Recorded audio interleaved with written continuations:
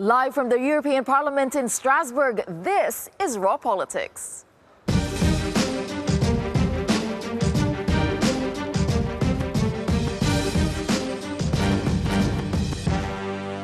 Thank you for joining us tonight. And this is what we have on the program for you, a very real risk. Commission President Jean-Claude Juncker warns about the prospect of a no-deal Brexit. Solo Scotland. 5 years after a failed independence vote, Scotland eyes the EU after Brexit. Bigger bloc. Donald Tusk calls for accession talks to begin with North Macedonia and Albania. Election exhaustion. How Spain feels about the possibility of a fourth election in 4 years. And Mrs. Doubtfire versus the Hawk. Brexit takes a bizarre turn in tonight's Raw Moment. It's time to meet our panelists this evening. We have in the studio Pedro Silva Pereira. He's a Portuguese MEP on the Brexit steering group for the Socialists and Democrats group. What story are you watching closely tonight? Well, definitely Brexit. We can all agree it's already a long and regrettable story, but we have to see what we can do to avoid the catastrophic no-deal scenario. Well, and how much longer it's going to go, right? And also in the studio, Gunnar Beck. He is a German AFD MEP from the Identity and Democracy Group. Gunnar, what about you? Well, you started with Brexit, you ended with Brexit. I've been following Brexit. All right. Well, that is exactly where we are beginning this evening. Well, politicians, they held nothing back this morning, in fact, lashing out at both the EU and the UK over the current state of Brexit negotiations. Well, kicking things off was the Commission President Jean-Claude Juncker, and he said that recent talks were constructive, but with so little time left, a deal is unlikely. Michel Barnier et moi-même, nous avons déjeuné lundi avec le Premier ministre Johnson. Vous ne serez pas surpris d'apprendre que le Premier ministre nous a dit que le Royaume-Uni continue de vouloir un accord, mais aussi qu'en tout état de cause, le Royaume-Uni, quittera l'Union européenne le 31 octobre avec ou sans accord. Cela veut dire que le risque d'un no deal reste très réel. Well, shortly after Mr. Juncker spoke, MEPs approved a series of Brexit guidelines, and among them, any deal would have to include an Irish backstop plan, and the UK would have to respect EU standards in any future trade deal, and an extension would only be supported under specific circumstances. Now, with all that came hefty criticism of the current deadlock. Let's take a look. If Mr. Johnson was really serious about the willingness of reaching an agreement in the next few days, you would have done by now a very simple gesture, to put forward a written proposal on workable and legally operative alternative arrangements. Who seriously believes that sporadic or electronic customs checks would lead to the resurgence of violent terror in Ireland? Any future relationship relies on good faith. We put ourselves entirely in your hands. We put ourselves, indeed, at your mercy. And I would suggest that events that we've seen across Europe this week do not indicate that good faith exists. I'm, of course, referring to the pipsqueak Prime Minister of Luxembourg. Jean-Claude Juncker or Tusk can do a lot of things, but at least they cannot close the doors of our house. That is not possible. So if the Eurosceptics in the coming hours now, in the coming minutes, want to use again for a ridiculous comparison with the Soviet Union, from now on they can point the finger to Westminster instead to Strasbourg or to Brussels. What's the point of further delay?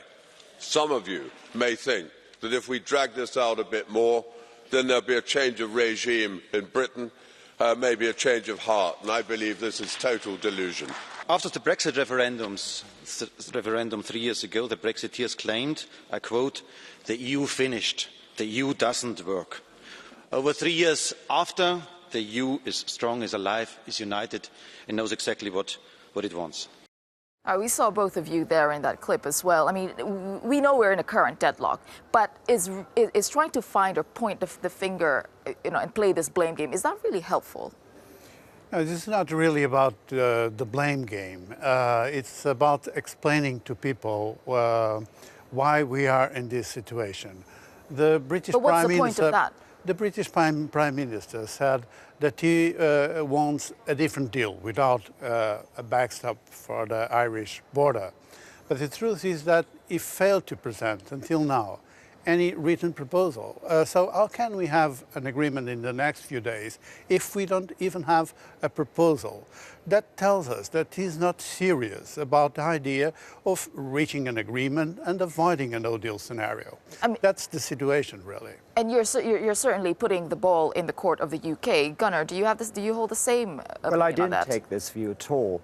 I think we require flexibility on both sides. Now, right at the start, the UK agreed, or it consented to all the to the three initial demands made by the EU over the negotiation timetabling, EU citizens' rights, and the financial arrangements. In return, we've seen no concession from the EU. So you think it's the EU's responsibility? Yes, fault? the EU has completely. I mean, do you not put blame on the UK as well? In what? Well, the UK may have negotiated in the spirit of too much faith right at the beginning. You may criticize the negotiation tactics, but the fact is that the UK has made very considerable concessions. The EU hasn't, apart Is that true? from several extensions, made no concessions. Well, not at all. The truth is that the EU reached an agreement with the UK government. So that shows that we are able to negotiate and find an agreement. Of course, we know that the House of Commons have refused the agreement. But is there an actual negotiation happening at the moment? But the important thing to understand is that this idea of a backstop in order to avoid a border between Ireland and Northern Ireland is not an invention of the European Union to make things difficult for the UK. Okay. It is a necessity in order to ensure that we don't have a border there. So we need a kind of a safety net. You can't go out of the EU, have a disalignment, a regulatory disalignment, and in the end don't have controls at the border. Okay, you wanted if to I may, interject. yes. We've heard the word deal a few times, and we've heard the word agreement. The truth is that there is no agreement. There's a draft agreement which wasn't acceptable to the House of Commons. Now it has to be renegotiated. And the stumbling block is the backstop. Right. And here the issue is the claim by the EU that if there are customs checks, sporadic or electronic... You said in that clip that you didn't believe in the terror that... Indeed, the argument that's often made is that the current peace in Ireland depends on the full retention of the current border arrangements and is incompatible with an intra-Irish border after Britain leaves. This seems to me to be nonsense. Okay, I mean, this is definitely the impasse that we find ourselves in. But today the Parliament did vote to say that if the UK should ask for an extension, it should be given to them. I mean, this would also mean that there is a possibility of another Brexit referendum in the UK. I mean, all of this positive for you? Yes, absolutely. So it's not the end of the line, as Juncker was probably saying? It's very important to note that the European Parliament was united, a strong majority in favor of an extension of Article 50 in order to avoid the no-deal scenario. And if you ask me, I do believe that in the end, the British people will have to have a final say on Brexit now that the illusions that were sold to the British people during the referendum are there for everyone. You're a professor in London. I mean, do you think the result would be different? You were, I mean, but would it be different if there were a second referendum? Well, no one can tell. I'm not in the business of predictions. The fact is that there's been a referendum. There was a clear majority 52 to 48%. That is exactly the majority by which Ursula von der Leyen was elected Commission President. Now, the EU is somehow questioning the validity of the Brexit vote. It's not questioning the validity of the confirmation of Mrs. von der Leyen. There's a point to be made there. How would you respond to that? It's the same percentages? No, not at all. And the legitimacy of the vote? No, it's not a problem of the validity. The problem is that the public debate that took place in the United Kingdom for the purpose of the referendum disguised the issues. And that's what makes reasonable to ask people again if they still want Brexit in this current condition. All right, so you're arguing, the numbers you're arguing, it's equality and the kind of arguments that went into it. Well, if I may, final briefly, point, because we have to move on. Well, somehow the quality of the debate has been questioned. We should bear in mind that 17.4 million British people voted for Brexit. More British people than ever voted for anything. But the representatives of the British citizens in the House of Commons are now saying that there is no mandate for no deal. To crash out from the EU in terms of a no deal, it's really not on the basis of the decision taken by the British. I mean, we always do go back to the numbers of how many people actually wanted to remain, how many people wanted to leave. Because, you know, while the rest of the UK wants out of the EU, many in Scotland, they want to stay in. And they see independence as their only option. Well, our political editor, Darren McCaffrey, is joining me now with that side of the story. So, Darren, you spoke to Scotland's Brexit secretary earlier today. This is 5 years on from their independence referendum, obviously. So where is Scotland in all of this? And as we were discussing here in the set, it's all about what people voted. Do they want in? Do they want out? Yeah, indeed, Tessa, and 5 years on from that independence referendum, from most of it actually, it seemed that the unionist vote within the UK was pretty strong, in the ascendancy. That David Cameron, the British Prime Minister who proposed that referendum of Scotland staying inside the UK, seemed to have settled it for a generation. Well, that was until Brexit. And what we've seen with this Brexit process is strains put on that union of the United Kingdom. Both Scotland and Northern Ireland voted to remain, and the thought process is that with Brexit, potentially and particularly a no-deal Brexit, that those strains will become too great and that another independence referendum will be called, and one that, of course, Scottish nationalists think they can win. And that was the question I started off by asking the Scottish Brexit Secretary whether he thought a referendum now was more likely and that an independence Scotland was also more likely. Better every single day, and better, I have to say. I thought of that this morning watching Nigel Farage speaking in the Brexit debate. Every time that Nigel Farage opens his mouth, it moves on another step. The serious point of this is 5 years ago, people in Scotland were told that the only way they could stay in the EU was to vote no to independence. The very people who told them that are now taking Scotland out of the EU against its will, and that is a huge issue in Scotland. Practicalities of an independent Scotland inside the EU, Scotland using the euro? Well, quite clearly there are a range of things that need to be negotiated. Well, I mean, that's a really simple question. I mean, all new members have to use the euro, so Scotland would use the euro. Simple question, if you were correct. That, of course, is not the case. If you look at the case of Sweden, for example, that signed on but doesn't use the euro. This is an issue of making sure that the economies of both Scotland and the EU work well together. There's much talk about a hard border in Ireland. I mean, there could very well be a hard border between Scotland and England in the event of a probable no deal that you've spoken about. I don't think so, because I think everybody knows that that won't happen. There won't be a hard border in Ireland because both sides are committed to them not being a hard border. What about between Scotland and England? Well, and there won't be a hard border between Scotland and England. The question is how we get the right solutions in place after going through the chapters of accession. When you look at the chapters of accession, those 35 chapters, many countries have gone through them. Scotland is no different from those countries. Isn't the point that lots of people argue in 2016 people didn't know when they voted for Brexit what Brexit would look like? And isn't the problem with Scottish independence is that actually within independent Scotland you're not entirely sure what that would look like inside the EU? I actually think it's the reverse of that. I mean, I don't know if you ever looked at 600 pages of the White Paper in 2014. There was the best and I think biggest exposition of what independence would be that had ever been.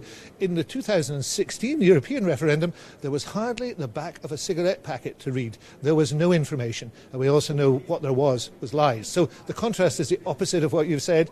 Scottish independence is a well thought out process, and look around you. Look at the number of independent countries in the EU. Look at the number of independent countries in the EU that might be the case. that are smaller. It's an important point. Look at the number of independent countries in the EU that are smaller than Scotland. And I don't think in those circumstances anybody can say that Scotland couldn't do it. That would be a ludicrous proposition. But you do not know what an independent Scotland would look like inside the EU, even though that's what you're advocating. Of course, I know what it looked like. You know what the currency would be. You don't know what the currency would be. That's pretty fundamental, isn't it? I know exactly what it will look like. It will look like all the other... So which currency will be using? All the other small countries which have been through a process of accession. And during that process of accession, they have come to conclusions and signed treaties. That's exactly what it looked like. It's slightly ridiculous that you're advocating an independent Scotland inside the EU, and you cannot tell the people of Scotland right now what currency they'll be using. It's not ludicrous in the slightest. It's only ludicrous from the position you're taking.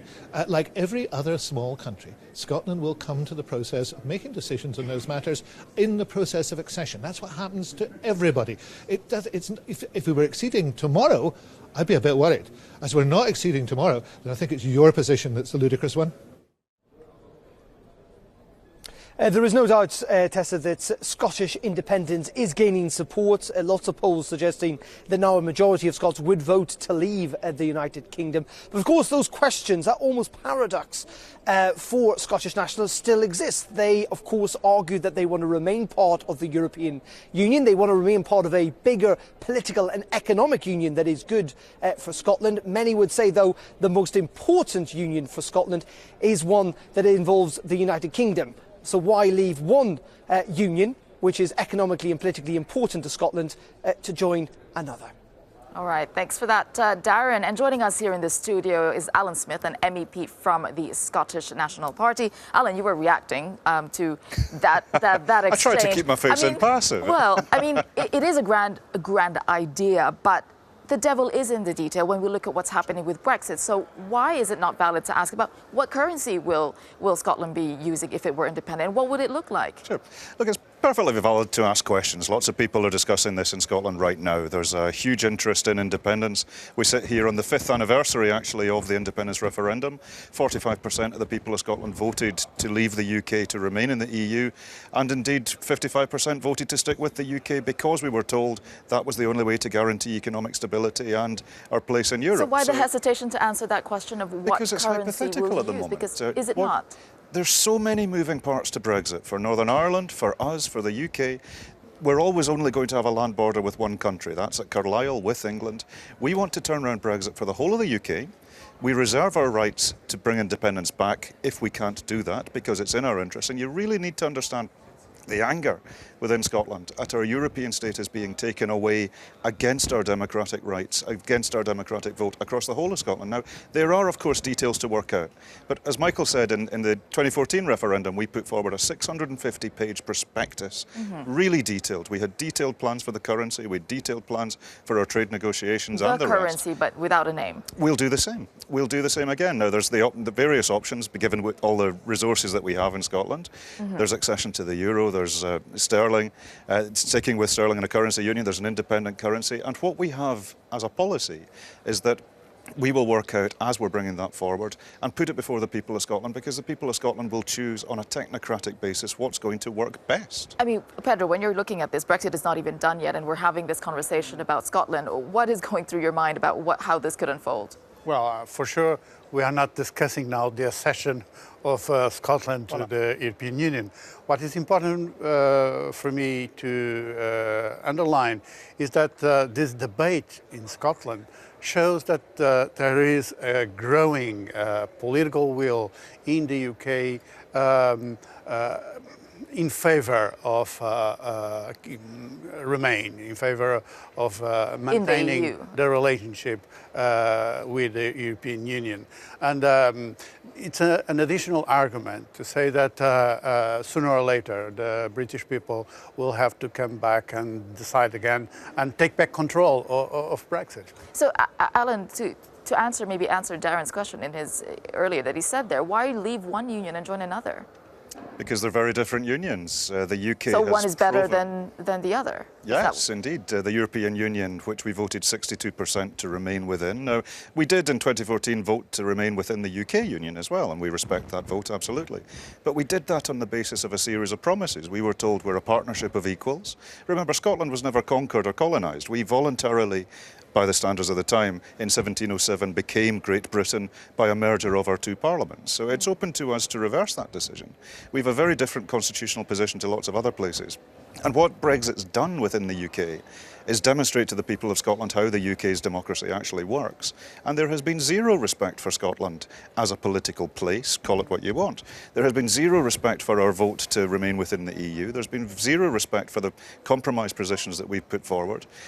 There's people in London talk about the union of the UK, but it only works so long as the rest of us shut up and let them make decisions for us. Well, that's not good enough for Scotland. We can do much better with that. Like Cyprus, like Malta, like Denmark, like Ireland, at the top table within, like Portugal indeed, at the top table within the European family of nations where each country is treated with respect. And when the time comes, will you answer the question, will an independent Scotland use the euro? Well, as I said previously, we will put a detailed proposition before the people of Scotland again at the time we bring it forward, which isn't right now.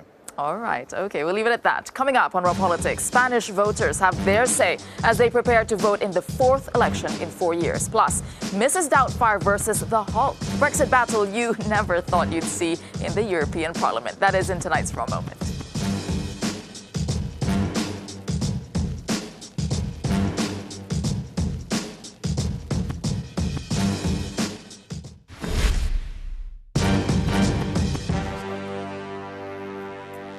Welcome back to Raw Politics. So 4 elections in 4 years. That's what voters in Spain are facing tonight after Prime Minister Pedro Sanchez's Socialist Party failed to form a coalition despite months of negotiations.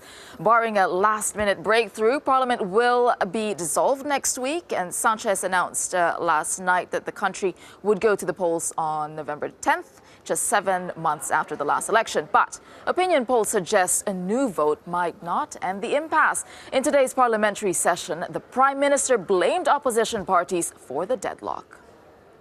Aquí lo que ha ocurrido, señor Casado, es que ha habido una primera fuerza política que ha ganado las elecciones y que ha intentado formar gobierno. Y 3 fuerzas políticas, Señorías, perdón. lo que han hecho ha sido bloquear la formación del único gobierno posible en este país, señor Casado. Es así de sencillo. Es así de sencillo. Mire, señor Casado, España necesita estabilidad, moderación y un gobierno progresista. Eso es lo que necesita España, señor Casado. No necesita el bloqueo. Well, this would be the 4th time in 4 years, as you said, that Spaniards had to cast their votes. The country held a general election at the end of 2015, but negotiations failed to produce a governing coalition, which resulted in a repeat election in June 2016. And just this year, Spain headed to the polls again after the minority government collapsed after failing to agree on a budget. With us in the studio to discuss this is Ernest Urtasun, a Spanish MEP, Vice President of the Greens EFA Group, and we have Darren McCaffrey, our political editor, here with us. Ernest, you were shaking your head there when Pedro Sanchez was speaking.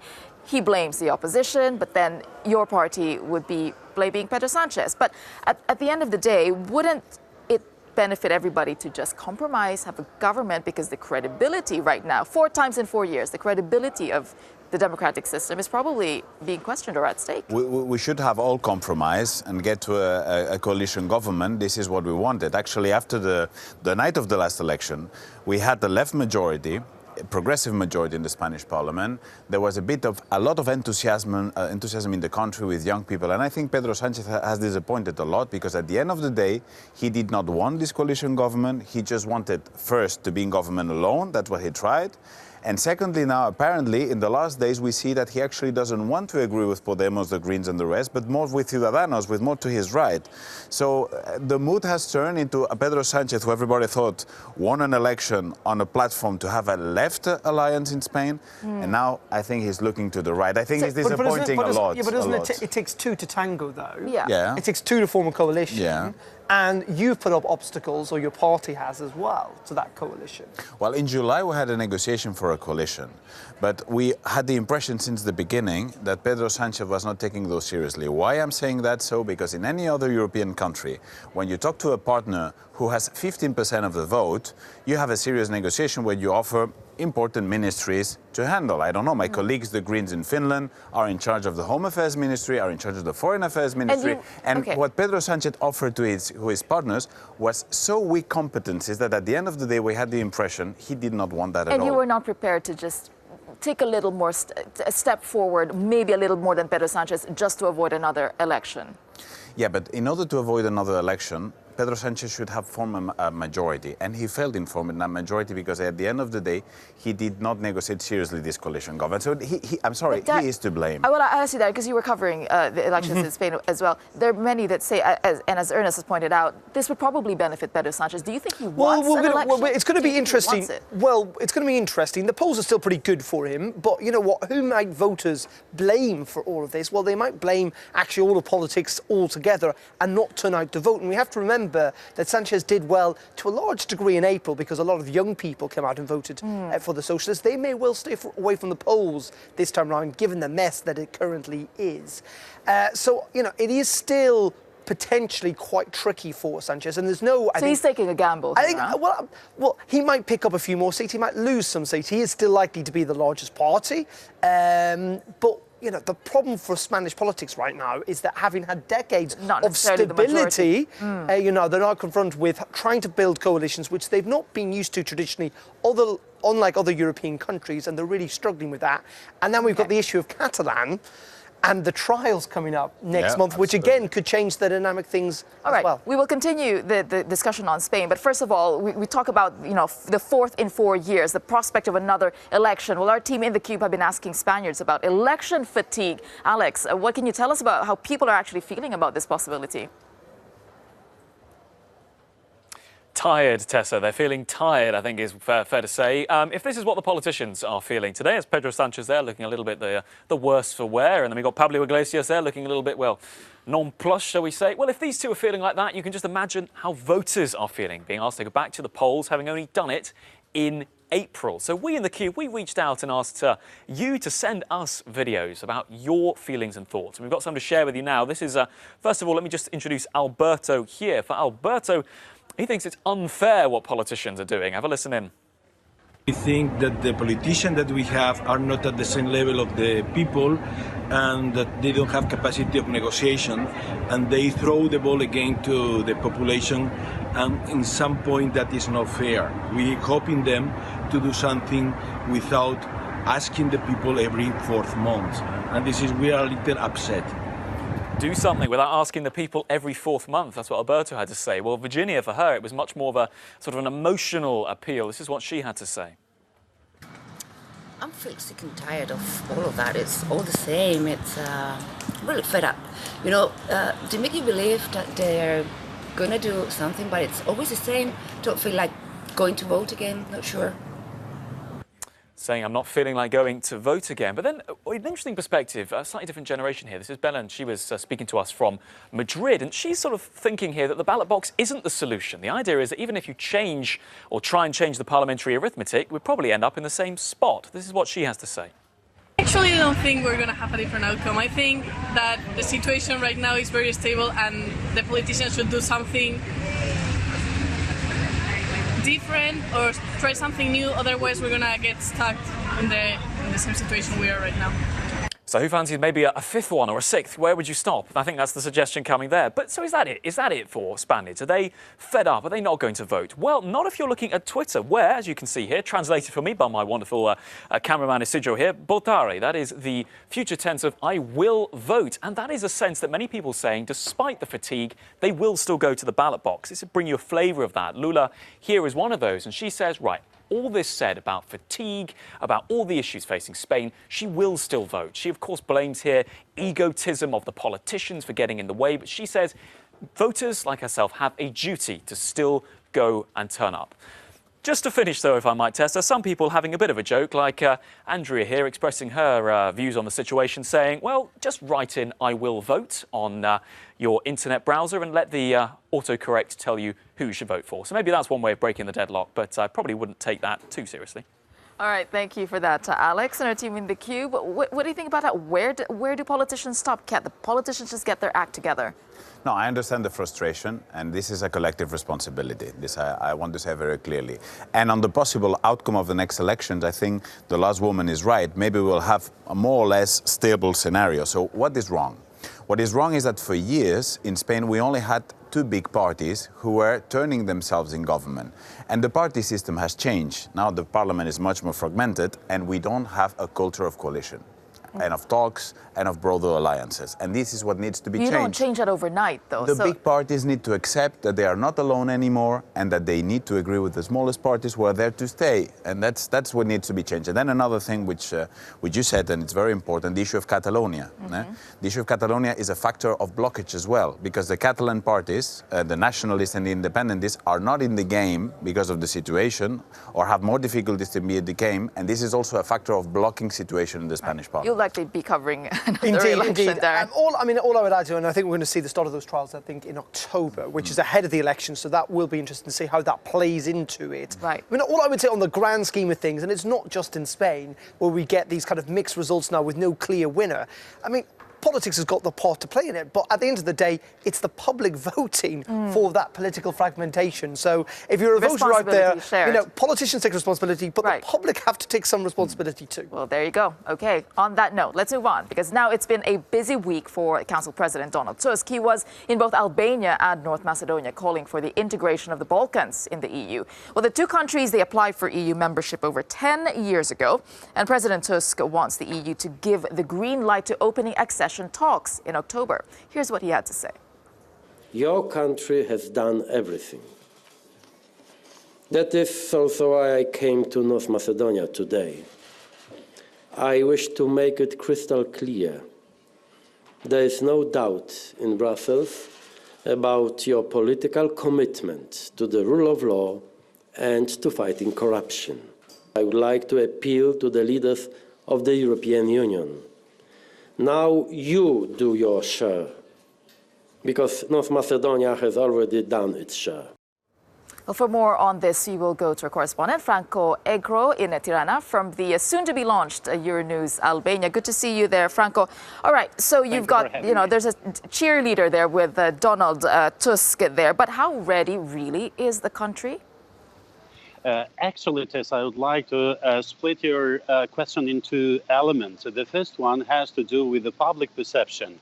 Regarding, in as far as the public perception is concerned, over 92% of the Albanians are eager to join the European Union. This is an opinion poll organized by the delegation of the European Union in Tirana. Actually, the Albanians would like very much to be part of the European Union, and they think that they are ready for it. Actually, they think that in case these negotiations are opened and Albania will move forward towards this process, then the Albanian economy as such and their individual fortunes will get much better. They will have better opportunities economically, financially, and socially. This is one element. At the same time, they are adding up that they think that being part of the European Union, it will help considerably the Albanian government and governments to exert more pressure on them in order to deliver in terms of fighting corruption and to have a more stable rule of law in Albania. But this is one element which has to do with the public perception. In as far as the political class is concerned, it is split in the sense that all the political parties in Albania do support wholeheartedly and with open arms Albania's accession into the European Union. They think that the future of Albania is in Europe. But there is a huge but here. The governing Socialist Party and its leader, the Prime Minister Edi Rama, thinks that Albania has fulfilled all the necessary requirements to join the European Union or to start the negotiations. He said that all the homeworks we have done so far. On the the other side, the leader of the opposition insists that Albania has not met any of the criteria, but he insists that we should have a political decision by Brussels to open the negotiations, because it has a twofold impact in Albania. First of all, it will confirm that Albania's door is, the European Union's door is opened for Albania's entrance into it. And secondly, if Albania is part of it, then the European Union will be able to exert more constructive pressure in order to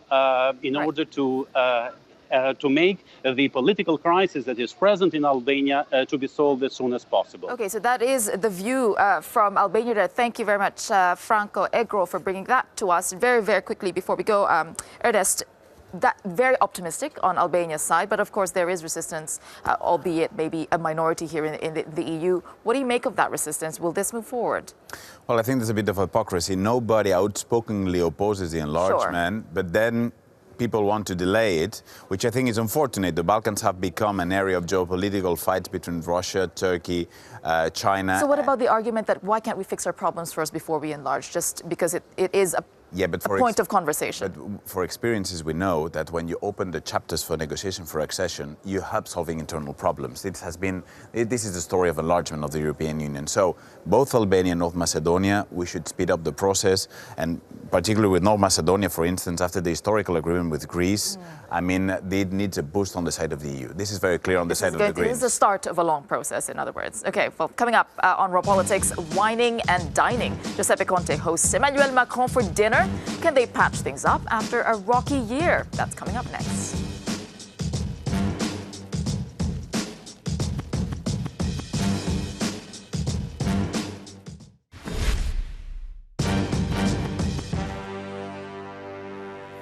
Welcome back to Raw Politics. Now, we often talk about politicians falling out, but today let's talk about two leaders who may be making up. Let's take a look.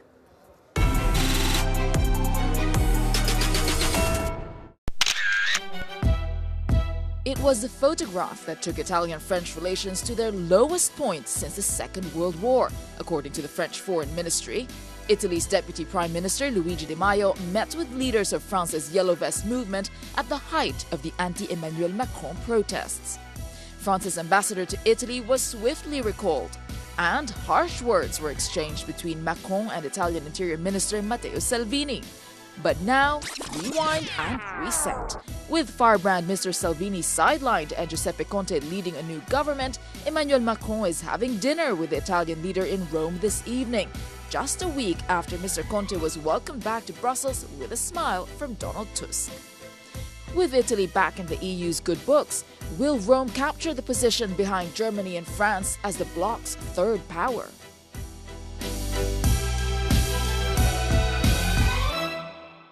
Well, here with us to discuss this is Elisabetta Gualmini, an Italian MEP from the Socialists and Democrats group, and Bernard Guetta, a French MEP from the Renew group. Elisabetta, I will start with you. So, Giuseppe Conte was here, they rolled out the red carpet, everybody's friends again. Is this genuine and lasting, you think? Yeah, well, politics changes very quickly. So, we have this new government and we are quite happy about it because at the end we have isolated Salvini. So this is a big result. So Macron came to visit our government and also in order also to forget the political fights of the past with the Gilets jaunes and so on and so forth. And I think this is a very important visit also for migration policies. So we hope that Macron and France really helps Italy to, to welcome immigrants and so on. So the Italians hope. Is all okay on Macron's side, or what is this? It is his interest and France's interest, because after all, France and Italy share a huge deficit. That's a problem for the two countries, and they have to help each other in the European Union. And second point, Italy, in any case, is the third economy of the European Union. And in any case, Italy will be, and is already, a big player. And in any case, Italy is back in the European Union after the Salvini moment. But it was a moment. I mean, Salvini is still popular, so is that... Salvini is still popular, but out of the government. Yeah, he suicided himself. Exactly. Because, I mean, you know, when you ask for all powers and you believe to be the leader of the world and really you exaggerate, then people become to be tired. So what is Conte's plan here? What do you think he's up to? With this, you know, in warming relations, what is his goal?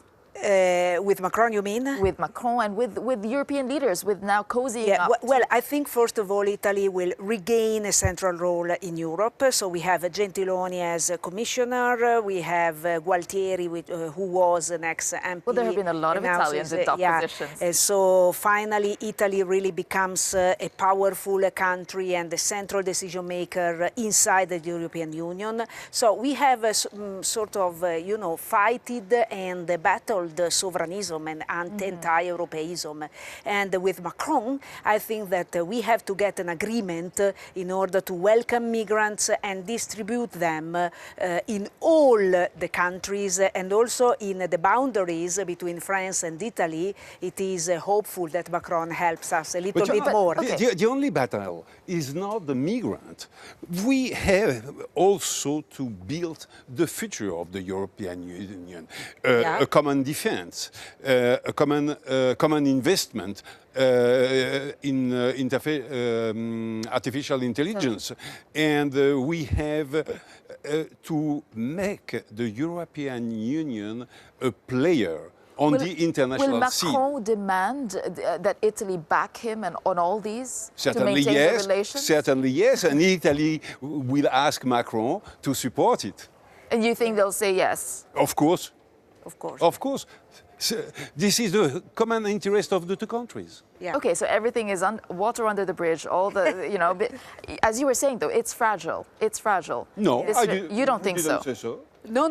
Well, I don't think it's fragile. I think, I mean, politics changes quickly, and so we will see what will happen. But, you know, Macron shares with Italian leaders really a strong belief in the European Union. Absolutely. So France and Italy are really big players in the EU. And if Italy asks for concessions from the EU in terms of its budget, in terms of its debt, in terms of loosening the approach towards it, do you think Macron's going to back that? Yes. I hope so. Yeah? Yeah, Yes. because now... Without a doubt. I don't hope it. Oh, good. I'm sure. Oh, good. I'm sure. That's a good news. Publicly or not. Publicly or not. But of course he will support So what does this all mean for Italy's political reputation now? Well, I think that it is a good news, and you know, actually, we have to take into consideration that we are facing an economic crisis. So it would be really stupid by the European Commission to block any flexibility or any public investments. We need. So we hope it will not. A new era is coming by, and we really hope that this relationship between France and Italy and will be a good very one. quickly, just where does this put Salvini's popularity? It's for the people. Salvini is a popular leader, this is true, but now he has really made an incredible mistake, and so I think that it will be more difficult for him to gain again the power in government. And his popularity is lower. It is diminishing, yeah. Okay. All right, so as far as you're concerned, he has been sidelined in this case. Yeah. Okay. Well, coming up on Raw Politics, Jean-Claude Juncker says the tolerance for French speakers is waning on Belgium's Flemish coast. Do you think English is becoming too dominant in Europe? Well, your call is coming up after this program. And we want to know what you think about that. The number is 00800 3333 7002. You can use the hashtag Raw Politics on social media. You can look for us on Skype. Our lines are opening soon.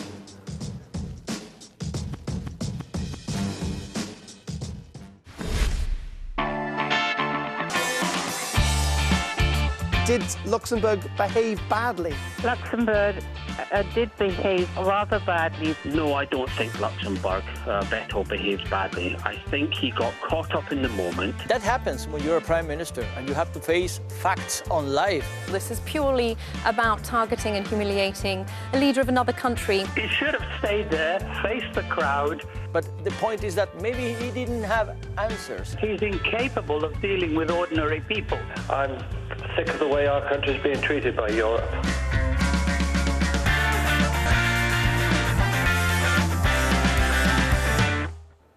Well, those were the highlights from last night's Your Call, and we're doing it all again tonight. So 7 p.m. after the program CET, 6 p.m. if you're in the UK and Ireland. Of course, Darren is hosting, and joining him tonight is Seb Dance, a British MEP with the SND Group. So let's get right to it, Darren. What are we talking about? There'll be even more highlights tonight, Tessa. And you know what? At the moment, we're not due to talk about Brexit. This is what we are due to talk about. What am I going to do?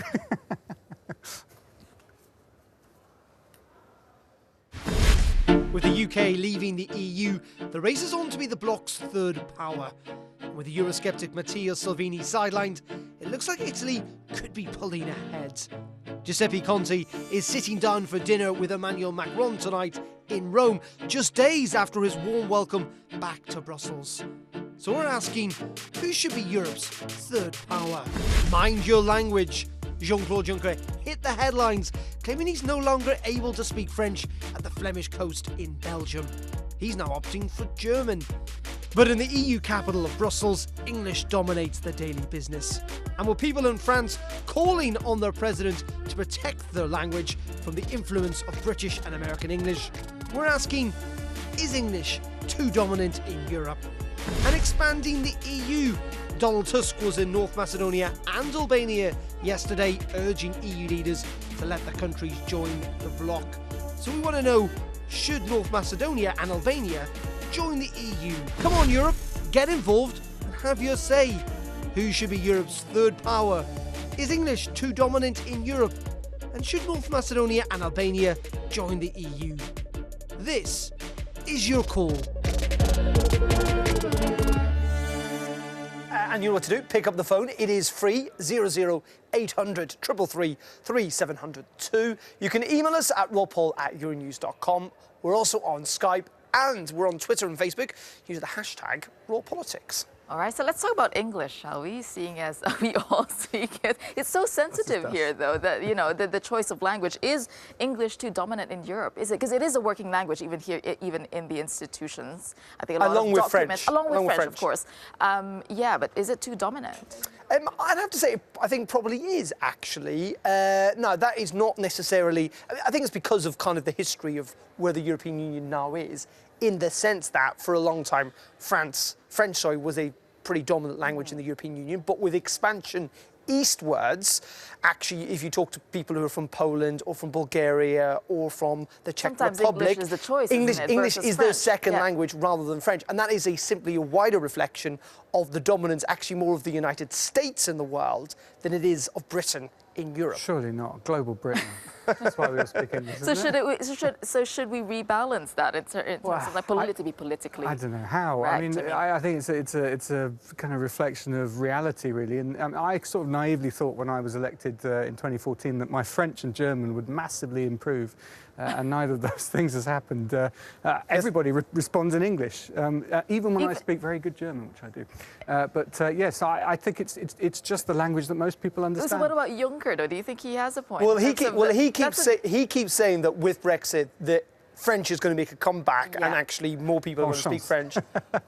I'm not entirely convinced that's going to happen, but I understand that, you know, Brussels, is a French-speaking city. We're in Strasbourg, in France. But even in Brussels, you can get away with English, Brussels though, basically is becoming an English-speaking city. Yeah. I mean, you go into any shop, and actually, I've been into shops where the first language they speak is English, and it's sort of like, oh, OK, I mean... Well, there's also examples. I mean, Germans get frustrated that they now go to Berlin, and they go into a coffee shop, and they're told not to speak German, but rather to speak English. So if you're an angry German or a French person, get in touch. Is that Genuinely, really a thing? That was a German couple on holiday told me that had happened to them this year. Okay, we want to know what you think. Do you think English is becoming too dominant? We'd love to know what you think. Okay, we have time for tonight's Raw Moment. Now, you may recall that last week, Boris Johnson compared himself to the Incredible Hulk in the context of Brexit. Well, today in the European Parliament, Guy Verhofstadt had a different comparison for Mr. Johnson. Let's take a look.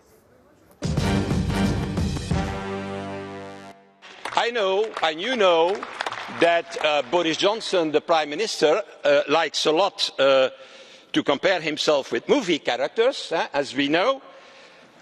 Well, dear colleagues, concerning citizens' rights, instead of playing the angry Hulk, I think he should inspire himself by another character, the caring nanny, Mrs. Doubtfire. I'm Euphigenia Doubtfire, dear.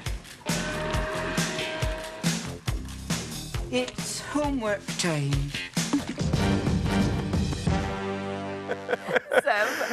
Mrs. Doubtfire or The Incredible Hulk? Oh my goodness! Well, I mean, I didn't quite understand the Mrs. Doubtfire reference. I have to be honest. It's one of my favourite films, genuinely all time. But I do not understand how it's relatable to Brexit at all. Thank you. I thought I was the only one. So choose a character. I mean, unless you're suggesting that Boris Johnson dresses up as a woman. He's the invisible man, isn't he? He's the invisible man. Yeah, that's his character. Honestly, we need to get Guy Verhofstadt on this platform and ask him what, because I still do not get it. If someone does, please tweet us. Thank you very much for watching us tonight. Stay tuned because Darren will be up next with your call. Have a good evening.